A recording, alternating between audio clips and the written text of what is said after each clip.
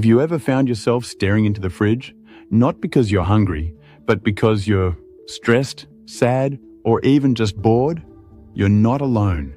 This is what we call emotional hunger, a powerful force that drives many of us to overeat without even realizing it. But why does it happen? And how can we take control of it? Emotional hunger, also known as emotional eating, is when we use food as a way to deal with emotions instead of satisfying physical hunger. Unlike true hunger, which builds gradually and can be satisfied with just about any food, emotional hunger strikes suddenly and tends to crave specific comfort foods. Think chocolate, chips, or ice cream. But what drives this behavior? The answer is rooted in psychology and biology.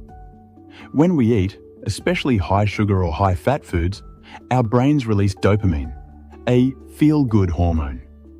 In times of stress or sadness, this dopamine surge can feel like a quick fix, masking uncomfortable emotions. But here's the catch.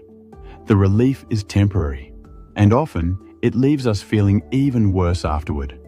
So how do we break this cycle? First, we need to understand the difference between physical and emotional hunger.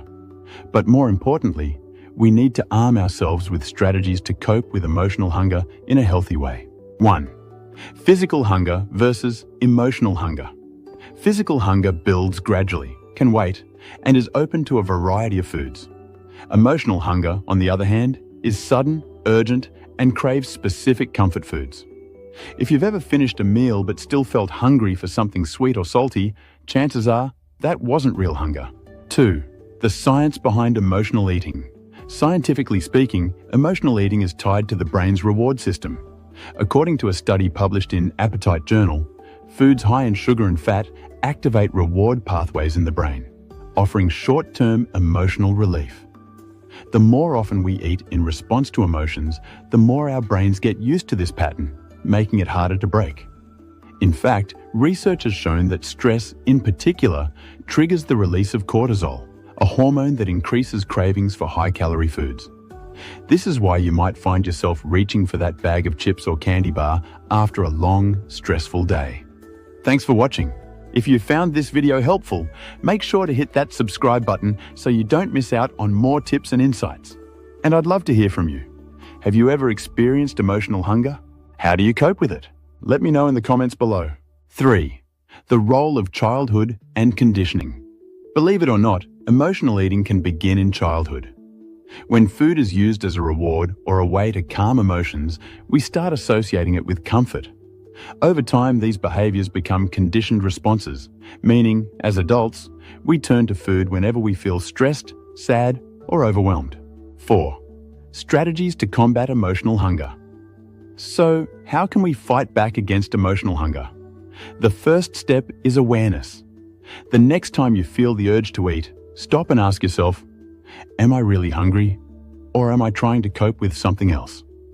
Here are some effective strategies to overcome emotional eating. 1. Pause and breathe. Give yourself a few minutes before you reach for food. 1. Practice mindfulness. Take deep breaths and try to identify the emotion you're feeling. 2. Find alternative outlets. Instead of using food to manage your emotions, try other activities like journaling, taking a walk, or even talking to a friend. 3. Practice mindful eating. If you do eat, slow down and focus on every bite. 3. Studies have shown that mindful eating can reduce overeating and make you more aware of your body's hunger signals. 4. Create a healthy environment. Keep healthy snacks on hand and avoid keeping large quantities of comfort foods at home. 4. Breaking free from emotional eating isn't easy, but it's possible. By practicing mindfulness and creating healthier habits, we can train our brains to respond differently to stress and emotions. Remember, food is meant to nourish our bodies, not to numb our emotions. In this video, we explored how emotional hunger can sneak into our lives and cause us to overeat. We uncovered the science behind emotional eating, the triggers that lead us to it, and practical strategies to help you take control. Next time you feel the urge to snack, pause and ask yourself, is this real hunger or is it emotional? If this video helped you, don't forget to like, subscribe, and share it with someone who might need it.